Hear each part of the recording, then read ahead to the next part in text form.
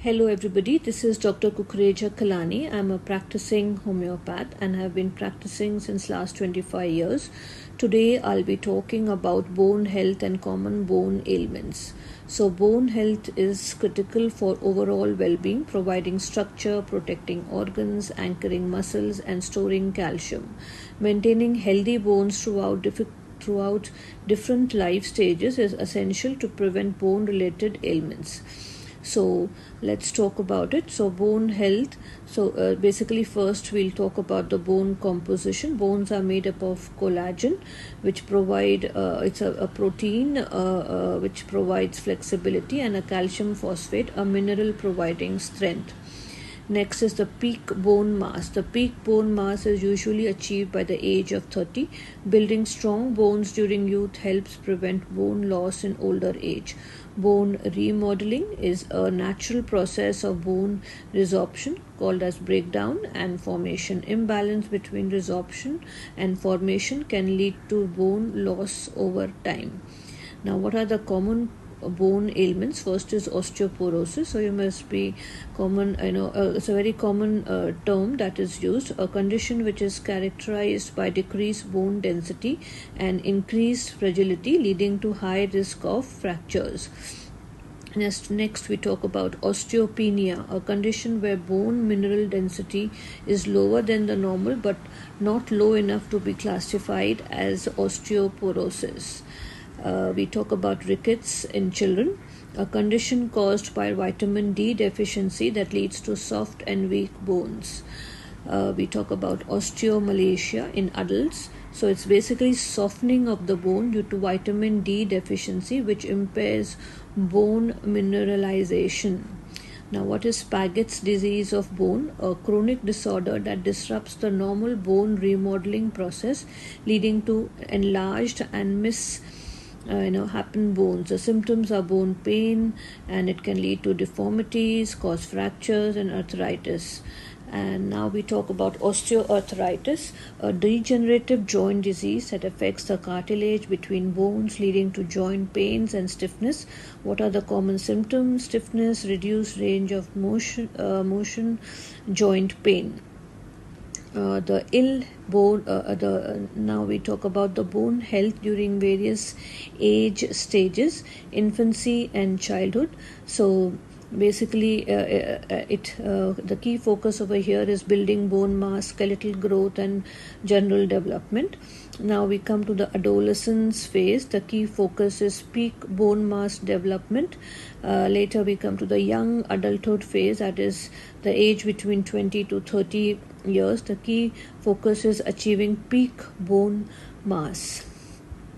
What about now?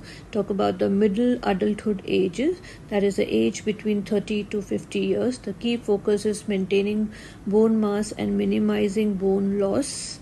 The older adulthood age, that is 50 plus years, key focus is slowing bone loss and preventing fractures. Now, during pregnancy and breastfeeding, the key focus is basically supporting fetal bone development and maintaining maternal bone health. Next, what are the key factors which are important that we should lay emphasis on maintaining bone health? First is the nutrition. The calcium, which is essential for bone structure, found in dairy, leafy green vegetables, almonds and fortified foods. Vitamin D, crucial for calcium absorption, obtained through sunlight, fortified milk and supplement. Magnesium and phosphorus, they support bone mineralization, present in nuts, seeds, whole grain meat and dairy. Protein, important for bone structure. Both low and high protein intake can impact bone health. Next is vitamin K, which plays a major role in bone metabolism, found in leafy green vegetables. Now we talk about the physical activity.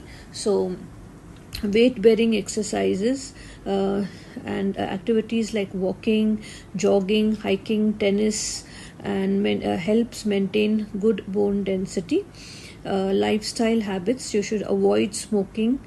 Smoking negatively affects bone health by reducing bone mass and impairing bone healing. You should limit the use of alcohol because excessive alcohol consumption interferes with the body's ability to absorb calcium.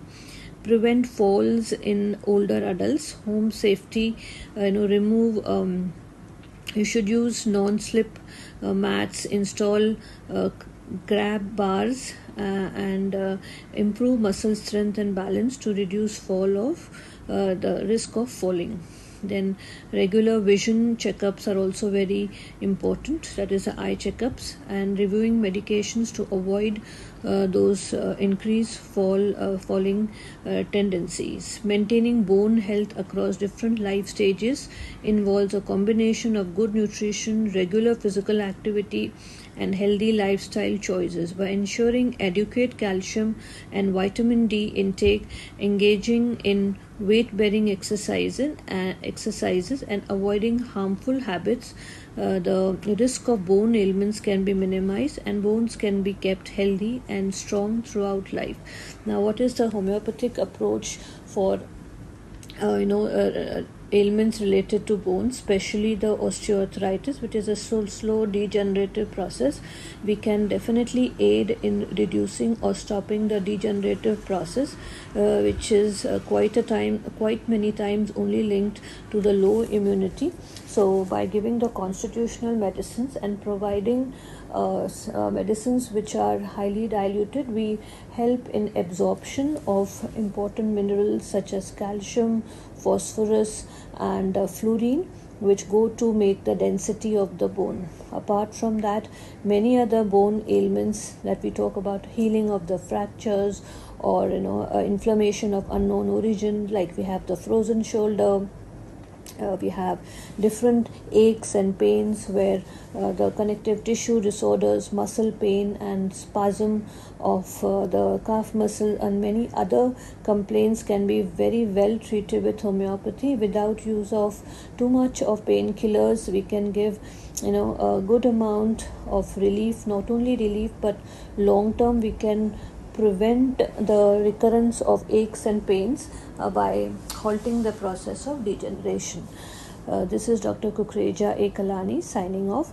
Hope you found this podcast useful, which was about in detail about what are the different types of bone ailment and how we can reduce the tendencies or the genetic predisposition towards quick degeneration of bones, that is osteoporosis. Could be because of genetic inheritance or trauma induced or because of altered immunity. Thank you.